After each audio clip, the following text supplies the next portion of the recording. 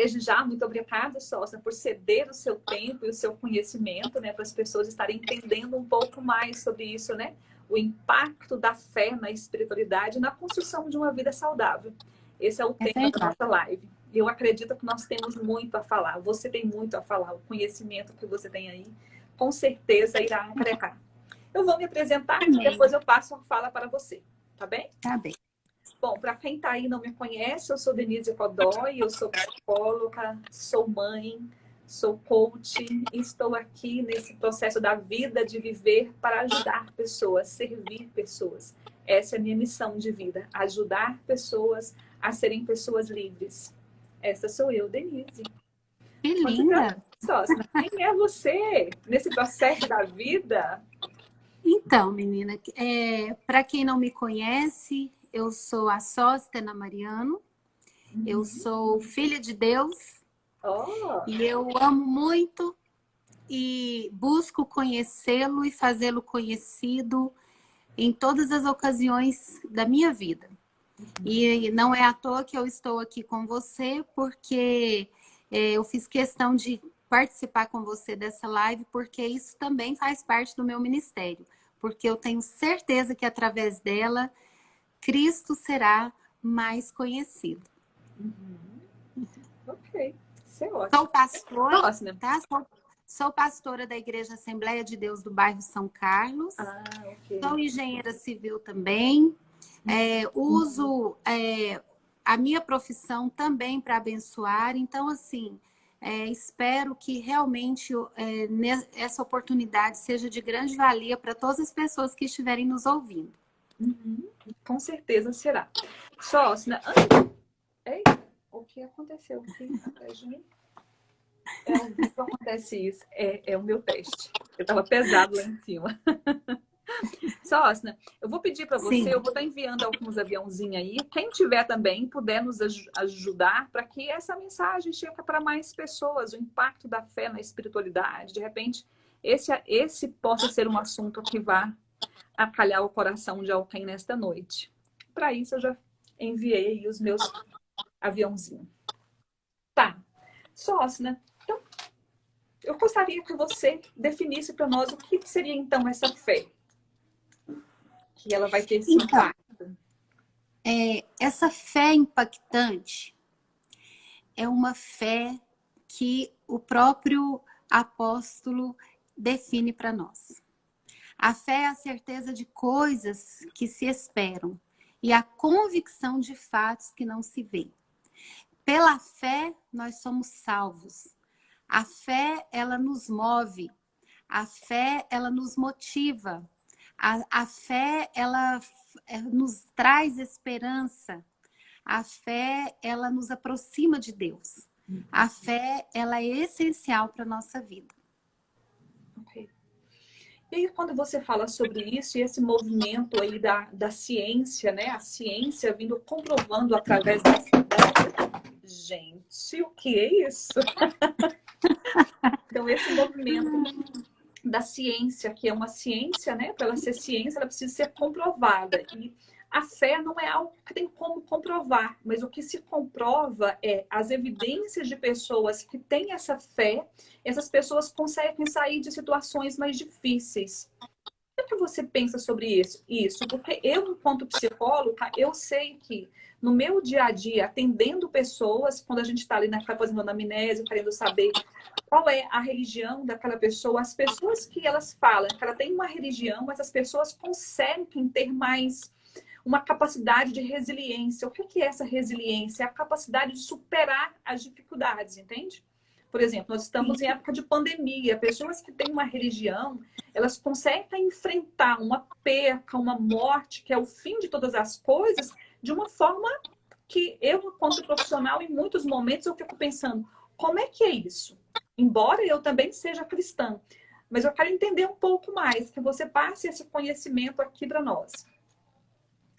Então, Denise, eu acredito que as pessoas hoje, elas vivem num mundo com muitos problemas, muitas dores, como você mesmo disse aí, passando nesse momento de pandemia, muitas famílias enlutadas. E realmente isso traz muito desespero, muito medo, muita insegurança. Mas o que é o contrário de medo, de desespero? É esperança. A pessoa que está vivendo essas tribulações, e que ela tem fé, ela tem esperança. Por quê? Porque a esperança, ela vem de Deus.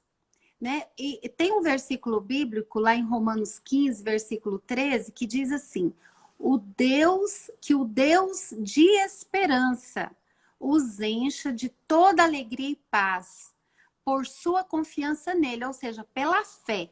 O Deus de esperança vai te encher de alegria e paz, para que vocês transbordem pelo poder do Espírito Santo. Ou seja, então, a história de Cristo nos traz esperança. Então, as pessoas, quando elas estão passando por um momento difícil, elas, conhecendo a Cristo, isso lhes traz esperança. Porque a história de Cristo é uma história que traz esperança para a gente. Qual é a história de Cristo? É o amor por nós. Qual é o plano de Deus para a gente? É o amor dele por nós, é a salvação, é uma vida melhor, é a certeza de que as coisas vão melhorar, é certeza de que as coisas vão dar certo. Então, as pessoas que estão passando por momentos difíceis e que têm esperança, elas com certeza elas vão sair desses momentos até mais fortalecidas. Porque isso vai gerar alegria nelas, sabe? Essa é a esperança de que, apesar dos problemas, elas têm um futuro. Algo melhor as esperam. Então, isso faz com que as pessoas que são crentes, né? Que creem em Deus, elas consigam superar esses obstáculos, essas dificuldades com alegria e com paz. É por isso que a gente... Também a Bíblia diz, né, que nós seremos cheios de uma paz que excede o entendimento. As pessoas que não conhecem a Deus e que não têm essa esperança, elas, na verdade, elas ficam loucas quando elas olham para a gente e veem que nós, apesar de estarmos passando por tantos problemas, nós estamos em paz. Nós estamos alegres, porque é esse Deus que nos dá esperança, que também faz com que a gente transborde de alegria e de paz, que excede todo o entendimento, por causa da certeza, da fé, que coisas melhores estão por vir. E eu quero pensar nessa fala, dois pontos que eu achei interessante, quando você diz o medo. O medo e a fé, ele parte do mesmo princípio. Sim. E aí, por que ele parte do mesmo princípio? Eu que atendo pessoas no meu consultório com crise de ansiedade altíssima, pânico, porque o pânico é um tipo de ansiedade, porém uma ansiedade mais alta. Essas pessoas elas chegam para mim com medo. E quando elas chegam para mim com medo, quando elas estão a relatar vivenciando. Ou seja, o princípio é o mesmo, é de visualizar. Uma vez que essa pessoa visualiza esse medo, ela consegue desencadear aquelas reações fisiológicas no corpo como se realmente estivesse acontecendo, como uma realidade. E a fé também faz esse poder, porque quando você faz a definição, que é a capacidade de visualizar as coisas que não existem, essa pessoa visualiza e ela acredita. No medo, tem o mesmo princípio. A pessoa visualiza, ela acredita e vivencia isso. Só que, enquanto na fé, o movimento aqui é positivo, é construtivo na vida dessa pessoa. No medo, o movimento ele é negativo. Ele vai desencadear problemas emocionais. E se isso não for intensificado, se a pessoa começar a vivenciar isso de uma forma constante, ela vai trazer sérios problemas para a sua vida. E automaticamente ela não vai viver essa vida equilibrada. Então, percebe que o medo e a fé parte do mesmo princípio? Sim. Enquanto na fé eu acredito no invisível para obter o incrível. Essa é uma definição do Bob Proctor. Eu achei ela incrível o dia que eu vi isso. Bob Proctor ele é um estudioso de inteligência emocional, Sócina, e ele vem falando muito sobre fé, sobre outras coisas mais. O dia que eu vi essa definição dele, eu falei, caramba, é fantástico. Fé é a capacidade de visualizar visualizar o possível, né? Visualizar aquilo que não se vê, porém, Sim, para obter o incrível. é E verdade. no medo, isso não acontece. É, na verdade, Denise, o Senhor, quando Ele nos fez, o Senhor, Ele nos fez de uma maneira integral. Nós somos formados de corpo, alma e espírito. E o nosso corpo, ele é uma máquina surpreendente, né? E, inclusive, a fé, a gente entende que a fé, ela é também racional. E isso por quê? Porque a gente precisa de pensar, a gente precisa, inclusive, de acionar alguns elementos do nosso corpo para que a fé se materialize em nós. E quando você fala da questão aí de medo e de fé, que são antagônicas, é justamente porque, de acordo até com a medicina, tanto a fé ela utiliza alguns neurônios, alguns hormônios do nosso corpo que também são usados, inclusive, pelo medo. E não somente pelo medo, mas até, você deve saber muito bem, a gente tem até, inclusive, aí alguns remédios que são feitos de açúcar, por exemplo, né, Placebo, que as né? pessoas, o placebo, exatamente, que as pessoas tomam achando que isso vai resolver o problema delas e às vezes resolve. Por quê? Porque aquele pensar que ela está tomando um remédio que vai lhe curar acaba curando também. E, de acordo com os especialistas aí, esses mesmos hormônios são que ativam a nossa fé também. Então, a gente entende que quando a gente passa por essas situações extremas, né, o que acontece é justamente isso. Nós podemos ser levados por dois caminhos.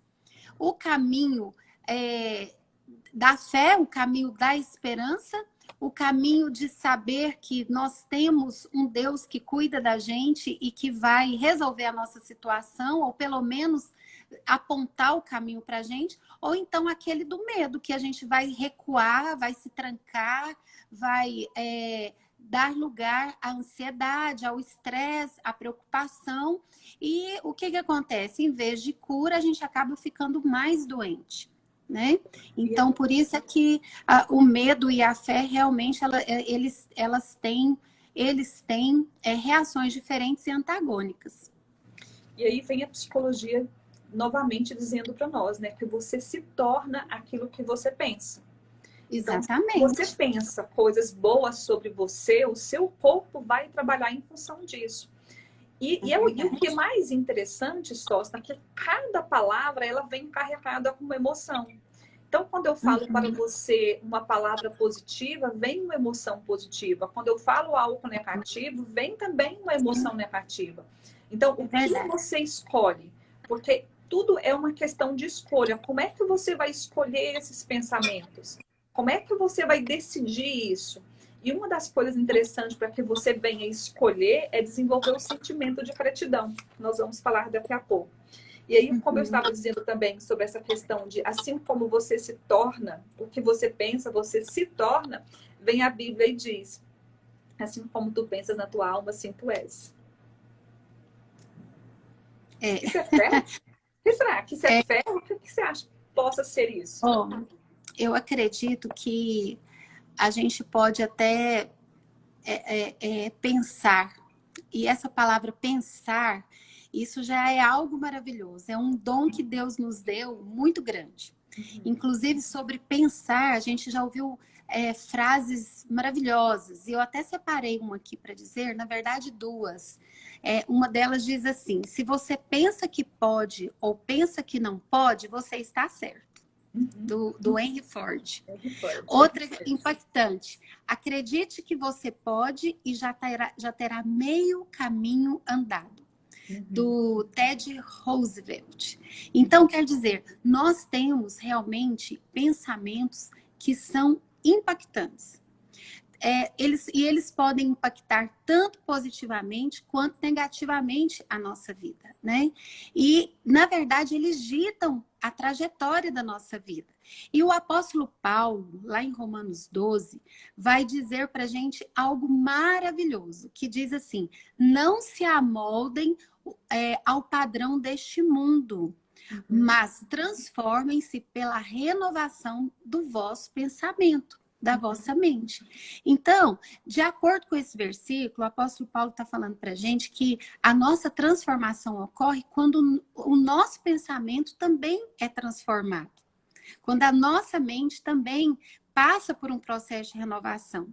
Então, por exemplo, quando alguém quer... eu mexo com projetos, né? A gente faz aí projetos de design de interiores, de reforma. Então, geralmente, as pessoas que procuram a gente para fazer isso é porque elas já estão, assim, querendo mudar. Elas já estão cansadas daquela maneira do lugar que elas estão vivendo, e elas querem algo novo. Geralmente a transformação na nossa vida é assim também, quando a gente para e pensa, eu preciso mudar, algo está ruim, eu preciso melhorar. Então, quando a gente faz isso com a nossa casa, por exemplo, algo está velho, algo está quebrado e a gente quer melhorar, quer transformar isso, quer renovar, com a nossa mente também é a mesma coisa, com os nossos pensamentos. Eles precisam passar por esse processo de renovação. E isso é algo muito importante, porque hoje em dia nós vemos pessoas que têm um pensamento negativo, né? E isso também influencia na nossa fé. Né? Tem muita gente que só foca em pensamentos ruins, né? Em pensamentos falidos, e coisas às vezes antigas, né? Coisas que são antigas e que elas estão sempre lembrando daquilo, focando sua vida naquilo. Ou talvez elas estejam também como se fosse um gravador, né? Uma gravação que fica sempre repetindo coisas que elas ouviram ainda quando elas eram crianças. E a mente dela fica sempre focada naquilo, lembrando essas coisas, né? Ou então pessoas que focam somente nas coisas que podem dar errado, somente nas coisas ruins. Tem gente que tem essa disposição para estar sempre pensando só naquilo que vai dar errado, né? Nunca no que pode dar certo. E é uma coisa que realmente derrota a pessoa, né? Quantas pessoas se sentem derrotadas, se veem derrotadas por conta que os seus pensamentos só lhes arremete a isso. Então, quando isso acontece, quando a pessoa está nesse ponto, isso significa que a mente dela precisa passar por essa renovação. E quando a mente passa por esse processo, né, de renovação, aí a gente então começa a ter uma experiência de melhor vida, né, de felicidade, de alegria. E aí, quando você fala para mim, transformei-vos pela renovação, a palavra renovação, ela diz que é renovar, é fazer novo de novo. Sim. E aí eu tenho uma infinidade de pensamentos que acontecem aqui, nesse momento. Mas eu quero pensar esse renovo com a oportunidade de viver o presente. Porque quando você diz que essa pessoa tem medo, ela fica nesse medo em função das experiências que ela teve negativa do passado. E aí ela ficando lá, ela não dá oportunidade para ela de viver esse renovo. É fazer novo hoje, nesse presente. Porque se eu for pensar em um critério, pessoas com problemas emocionais mesmo, depressão, a pessoa está vivendo em um passado por algo que não foi bem resolvido, ou que foi muito intenso e foi muito bom, mas hoje não existe mais. Então, ela está vivendo nesse passado. Se eu for pensar em uma pessoa que está a sofrer de uma ansiedade, porque é o problema do século, é o mal do século, essa pessoa tem muita dificuldade em concentrar-se no presente. Ela está em um futuro, com expectativa do que pode acontecer, que aquilo pode ser algo ruim, que ela não vai dar conta, ou se é uma viagem, que é algo que é para ser muito bom, ela fica num excesso de planejamento do que vai acontecer para que nada dê errado nessa viagem e vai. Ou seja, a pessoa não consegue lidar aqui nesse presente com essa renovação, é fazer novo de novo e hoje. Porque a cada dia nós temos essa oportunidade de fazer esse renovo. Sim. Então, essa é uma reflexão. Agora, uma outra reflexão, quando você fala para mim sobre transformar-vos com essa renovação da vossa mente, eu fico pensando no sentido de, se eu e você, nós formos pensar nós, na nossa essência, enquanto criança, nós somos pessoas ousadas. A gente cai, a gente levanta, a gente não fica pensando, planejando se vai dar certo. Não, a gente simplesmente levanta. A criança levanta sem medo, ela é ousada, ela é dinâmica, ela é flexível. E tudo isso precisa de acontecer na nossa vida enquanto pessoas adultas. Nós precisamos de renovar diariamente. Não é porque não deu certo no passado que hoje não vai dar. A possibilidade disso dar certo hoje ela é muito grande, porque eu preciso de olhar para o meu passado no sentido de um aprendizado. O que eu aprendi? Foi falta de um planejamento, eu não planejei o suficiente, mas agora eu sou adulta o suficiente para entender que eu já aprendi. E aprendendo, eu posso oportunizar para mim esse renovo de um presente e fazer daquilo que um dia foi um erro, um acerto. E oportunizando para outras pessoas uma qualidade de vida, inclusive melhor. Porque na maioria das vezes, nós temos assim uma falsa ilusão de pensar que as nossas escolhas vão comprometer apenas a nossa vida, quer seja de forma positiva ou negativa. Não, as nossas escolhas elas vão ter impacto diretamente na vida dos nossos filhos. Porque as escolhas que eu tenho, ela reflete na vida da minha filha, ela reflete na vida das pessoas que estão à minha volta. Mas para isso eu preciso de deixar, então, aquela minha experiência negativa de um passado e ter a oportunidade de dizer para mim, olha, eu vou dar a oportunidade para você de fazer algo novo, de novo. Transformar. Sabe, quando eu vejo você falar que quando a gente é criança, a gente tem mais facilidade de, quando cai, levantar, é por isso que eu fico assim... cada vez mais apaixonada por Jesus, porque a palavra do Senhor, ela não deixa nada fora da nossa vida. E Jesus dizia assim, que das crianças é o reino dos céus, porque só vai entrar no reino dos céus quem for como uma criança. E essa é uma característica, né, da criança, ela realmente ela consegue... quando ela é uma criança normal, que tem um crescimento normal, ela consegue superar todas essas dificuldades com mais facilidade, né? Mas o que é bom também, e que cada vez aumenta essa nossa admiração por Jesus e pela sua palavra, é porque ele também continua nos ensinando, mesmo que a gente viva e cresça e passe por transformações do nosso pensamento, pensamentos tóxicos, né, que nos levam para o mal, que nos levam para baixo, que nos impedem de avançar, que nos impedem de romper, ele vai nos dar a saída para isso também. Por isso que é maravilhoso quando a gente vê que essa renovação da nossa mente, ela pode acontecer a qualquer momento. Mesmo que seus pensamentos estejam todos tóxicos, desequilibrados, fora do aquilo que Deus tem para você, ele fala, ainda há tempo de renovo.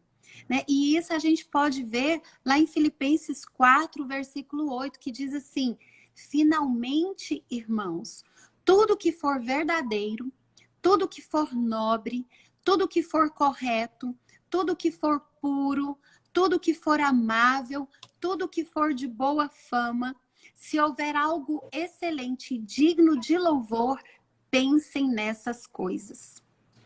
Então, é justamente isso. Né? Filipenses é a Bíblia. O que a neurociência hoje, com o poder da gratidão, as pessoas estão dizendo, gratidão por isso, gratidão por aquilo, a gratidão é isso. É você ter a intenção, porque não é eu falar gratidão pela sua vida, gratidão por isso. Não.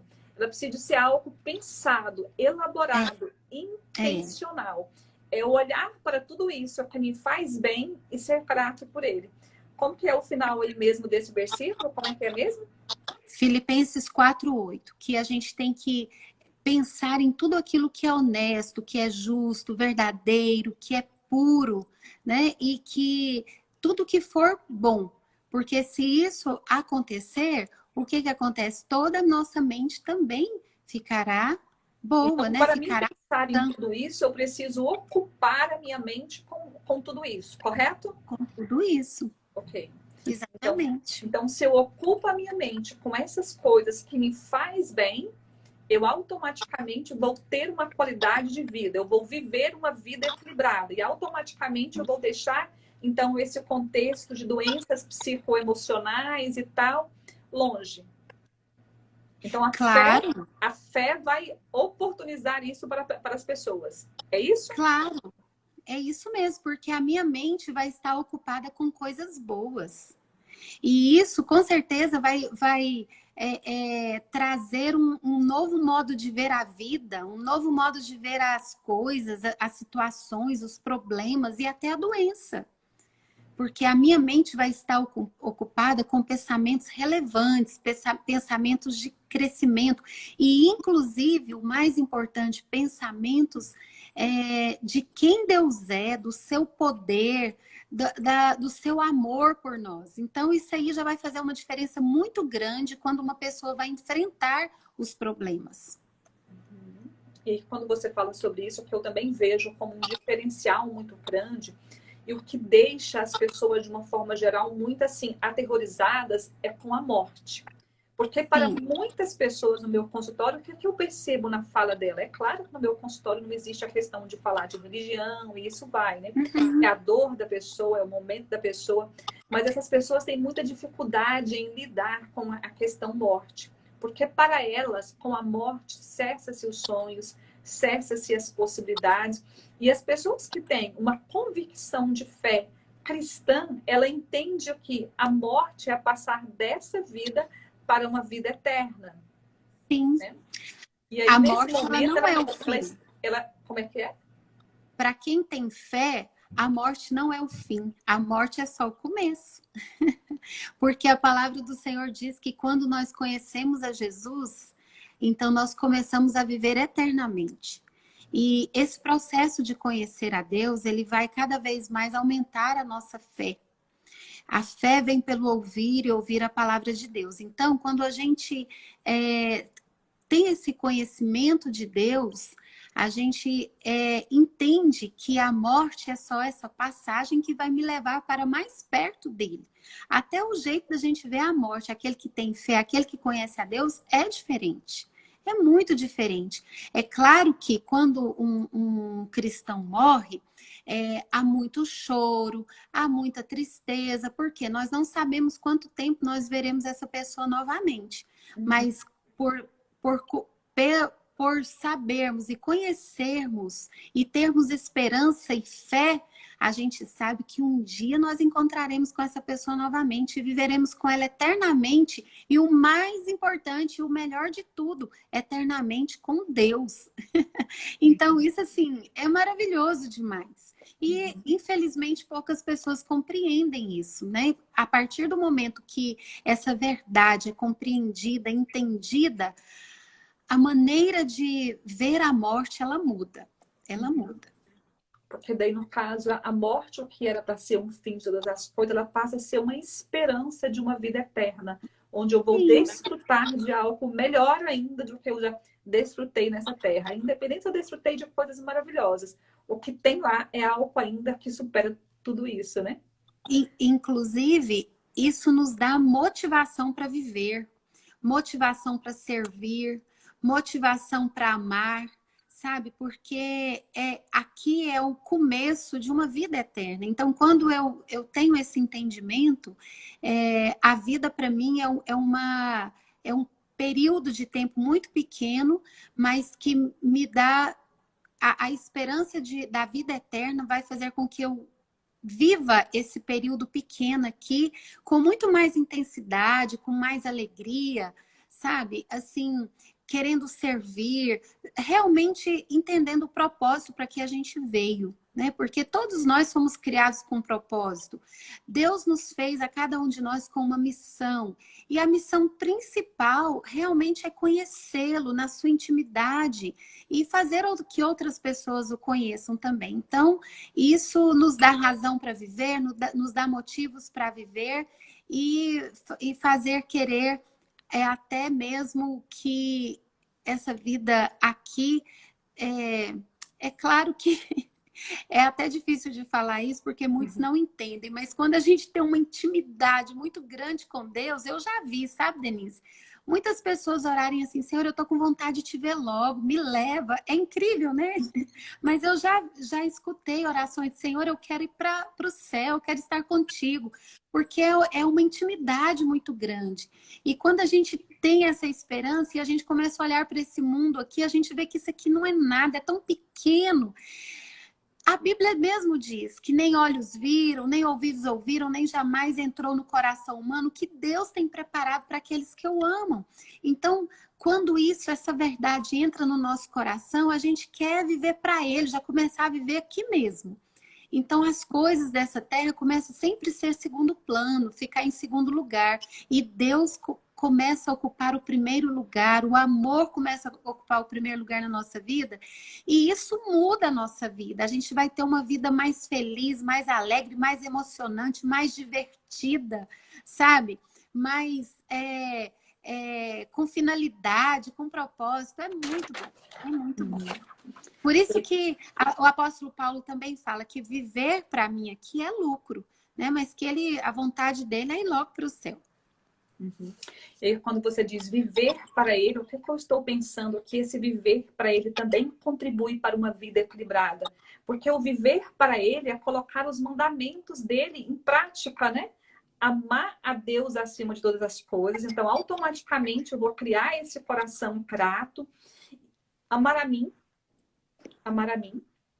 Esse processo de amar a mim é que eu vejo que adoece muitas pessoas, porque as pessoas estão a fazer no sentido de fazer demais para o outro, mas não é no sentido de servir essas pessoas, mas é no sentido de ter um reconhecimento, de não perder o amor. E uma vez que essa pessoa passa a entender realmente esse mandamento, ela passa realmente a viver essa vida equilibrada emocionalmente. Fantástico. É tão importante a gente se amar, porque a gente só consegue amar o próximo se a gente se amar. E a gente só se ama porque Deus nos amou primeiro. Eu só consigo amar porque Deus me ensinou a amar. Então, é maravilhoso quando a gente se sente amado, é maravilhoso quando a gente entende o amor de Deus por nós, um amor inexplicável, o plano de Deus para a nossa vida, de mandar o seu filho morrer aqui na cruz porque ele nos ama e nos quer perto dele. E isso realmente faz toda a diferença na nossa vida. Isso faz com que a gente possa, inclusive, viver a plenitude do que Deus planejou para nós. Porque amar a própria, lá em Coríntios, fala que tudo vai permanecer, a fé, a esperança e o amor. Mas o maior disso tudo é o amor. E a gente só ama porque Ele nos amou primeiro. E saber que somos amadas por Ele realmente nos traz identidade, né? Faz a gente ter certeza de quem nós somos, de quem Deus é, do que a gente está fazendo aqui. Então, isso é muito lindo, é muito lindo. Sózina, falando então nesse amor, que relação você acredita que há entre a relação do sentir amado e a fé? É totalmente ligado. Eu vejo que a fé e se sentir amado nos traz segurança de que aquilo que eu espero vai acontecer. Eu acredito que a fé, ela só entra em prática, ela só entra em ação, porque a fé é um movimento. O combustível que move a fé, que faz a fé ser praticada e vivida, é o amor. Porque a fé, nós somos tudo assim, por exemplo, o amor que nós sentimos de Deus é pela fé, eu amo é pela fé, eu sou salva pela fé. Então, a fé, ela faz com que eu sinta esse amor e o amor faça que eu pratique a fé. Então, é como se fosse um círculo, É um que não tem movimento. começo e nem fim. Entendi, bacana isso. E quando Entendeu? você fala que a fé é um movimento, o amor também é um movimento, porque a própria palavra amor é verbo, e o verbo é uma ação. Então Exatamente. tem que É ter essa. interessante que a gente, quando a gente estuda a Bíblia, a gente vê que tudo se resume em muitos verbos, né? E verbos é isso, é agir, é oração. Vem do verbo orar e ação. Eu lembrei disso aqui agora porque você falou. Então, orar é um verbo, amar é um verbo, sabe? Agir é um verbo e a gente realmente precisa agir para que essas coisas aconteçam. Por isso que depende da gente também. A gente também tem essa importância em todo esse contexto de fé. A gente também precisa agir, precisa escolher, tomar decisões. E isso depende da gente. Então, a fé é como se fosse uma. Não que Deus precisa ser completado ou precise da nossa ajuda para nada, mas Deus, pelo amor dele, pela graça dele, ele deixa também é, pequenos atos para a gente fazer para que a gente sinta esse mover, tenha essa experiência e isso nos faz crescer. Né? Esse é E aí muito eu estou bom. pensando também em outro verbo que você disse, o transformai-vos pela vossa mente, né? E essa transformação aqui também é um verbo. Porque Sim, para ver tudo isso, eu preciso de realmente escolher o que eu quero para mim, quais são os pensamentos que ficam aqui, qual é a vida que eu exatamente. quero para mim. Tudo requer de mim uma ação, um movimento, para que eu então tenha essa vida equilibrada emocionalmente, aí vai, né? Quer dizer, É, então, que eu preciso de ter uma responsabilidade. Para mim eu, participar, para mim usufruir dessa construção de uma vida equilibrada, eu preciso de ter uma responsabilidade. É isso? sim, claro, você tem uma participação no processo e depende muito de você. Deus quer que você faça escolhas, que você tome atitudes, que você faça porque você quer fazer, não porque você é obrigado, mas porque você quer, porque você vê sentido nisso, porque você vê que isso realmente é bom. Então, a gente sim tem uma participação nesse processo. E depende muito da gente, das nossas escolhas, das nossas atitudes. Por exemplo, algo muito simples, mas nós vimos que, inclusive, tem pesquisas. Eu vi um videozinho esses dias de uma pesquisa feita nos Estados Unidos sobre a leitura da Bíblia. Quem vai à igreja e lê a Bíblia somente naquele dia de domingo, que o pastor fala, abra sua Bíblia, leia aqui comigo. Pelas pesquisas, aquilo não significa nada. Quando ela lê 2 vezes por semana, também não significa nada. Quando ela lê 3 vezes por semana, já dá um impacto. É como se o coração começasse a bater. E aí você começa já a ver modificações na sua vida. Gente, as pesquisas assim, isso é tão interessante porque mostra realmente que isso é vivo, né? Que isso é real. Quando as pessoas leem a Bíblia todos os dias, a cura, as pesquisas mostram que a famílias que a pessoa que lê a Bíblia gera 90 e tantos % não tem casos de vícios, nem de pornografia, nem de promiscuidade, nem de imoralidade, ou seja, tem um efeito sim real. E nós sabemos disso. Isso a gente já sabe por fé. Só que agora a ciência está Pesquisa, né? comprovando isso também através de pesquisas, E aí, sabe? quando você fala para mim sobre essa constância, 2, 3 dias, está falando para mim sobre uma constância. A psicologia cognitivo-comportamental, que é uma das abordagens que eu atuo, ela diz o seguinte: Você tem um pensamento, esse pensamento vai gerar em você um sentimento, esse sentimento vai desencadear um comportamento, e esse comportamento, sendo repetido por muitas vezes, vai se tornar um hábito. Um hábito. Então, vamos pensar a questão da Bíblia. Se isso se torna um hábito de eu buscar ali coisas que me constroem, algo que vai falar para mim quais são as práticas de vida que eu preciso de ter para que eu tenha uma vida equilibrada, aquilo é um hábito. Então, eu estou tendo um hábito de algo saudável, construtivo. E aí, quando você também falando sobre isso, eu estou pensando, o livro de Provérbios, né? Hoje, as pessoas que nem acreditam em Deus, em religião, eles falam, leia Provérbios todos os dias. Então, hoje é dia 30, leia Provérbios 30. Amanhã é dia 1º, leia Provérbios 1º. E coloque em prática o que está escrito em Provérbio, que você, com certeza, irá viver uma vida de prosperidade. E aí eles vão falar quais são os pilares de prosperidade na família, e nas empresas. São os 2 pilares que eu vejo que eles batem muito em cima disso. Caramba. E você vê, Denise, que todos nós sabemos disso. Se fala nisso o tempo inteiro. Mas o que acontece? Mesmo nós sabendo de tudo isso, qual é a nossa escolha? Qual é a nossa decisão? Não fazer. Quando você faz uma outra pesquisa, quantos leem a Bíblia todo dia? Você vai ver que isso é um número muito pequeno. Então, aí é aquela história. Eu sou pastora de igreja. A gente tem que ser ético. Às vezes você tem liberdade de falar para umas pessoas mais do que para outras. Você pode ser mais direto. Outras você fica lá rodeando o toco para chegar no ponto, né? Mas tem muita gente que chega para mim contando tantos problemas, que está passando por tantas dificuldades, tantas coisas.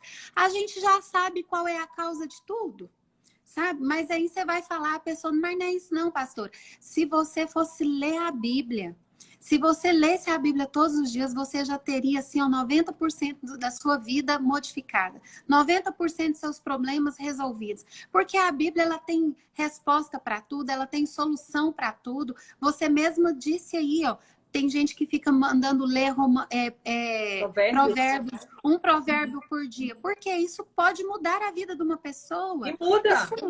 E muda a vida. E muda a vida. E a gente sabe disso, mas prefere não e fica procurando soluções em remédios, né? Hoje, você é psicóloga, você sabe disso. Hoje, os psicólogos, os psiquiatras, os psicanalistas, eles estão trabalhando muito, e graças a Deus, porque ainda bem que tem vocês para ajudar as pessoas com esses problemas. Mas eu vou falar uma coisa para vocês teriam muito menos pacientes se eles lessem a Bíblia.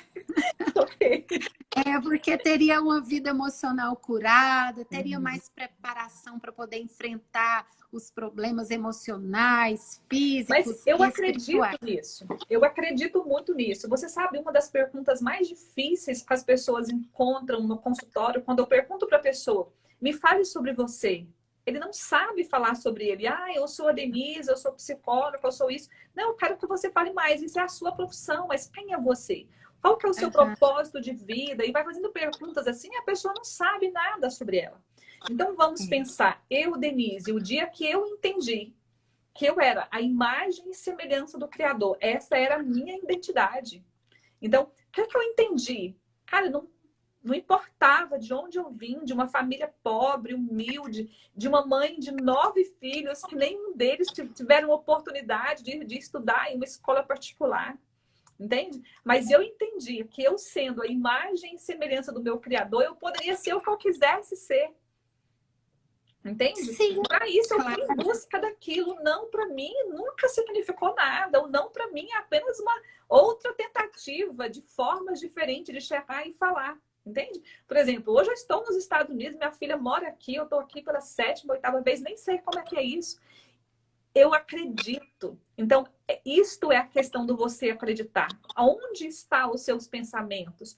Em que você acredita? Agora, para você acreditar, você precisa de entender qual é a imagem sua. Onde está a sua identidade? Onde está o seu propósito? Né? Então, eu acredito nisso muito. Faz muita...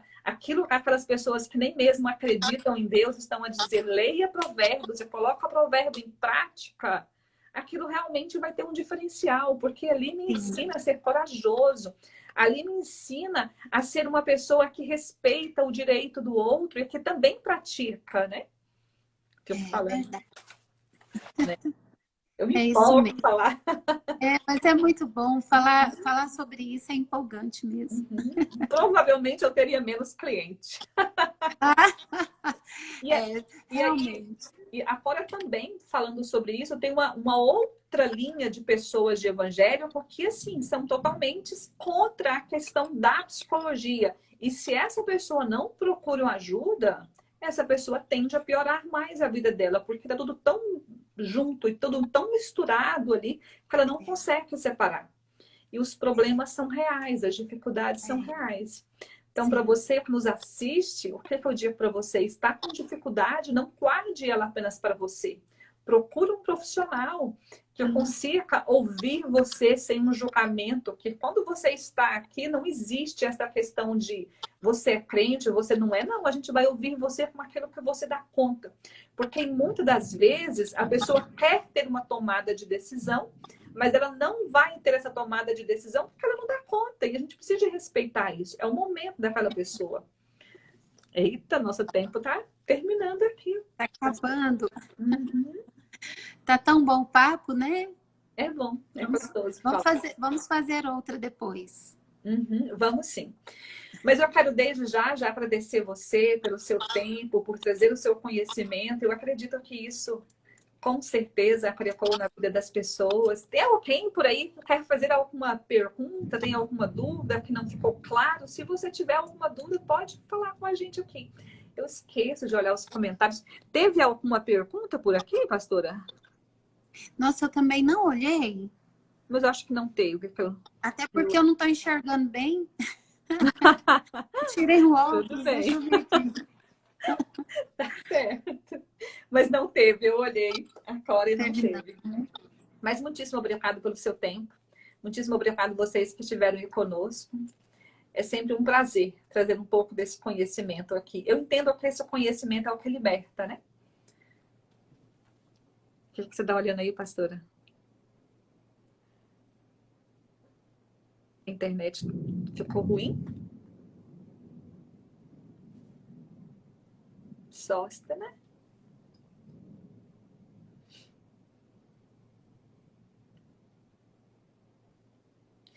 Sócia saiu. Vamos embora fechar aqui, então. Gente, muitíssimo obrigada a vocês. A internet ficou ruim, nem deu para ela despedir de vocês. Mas beijos.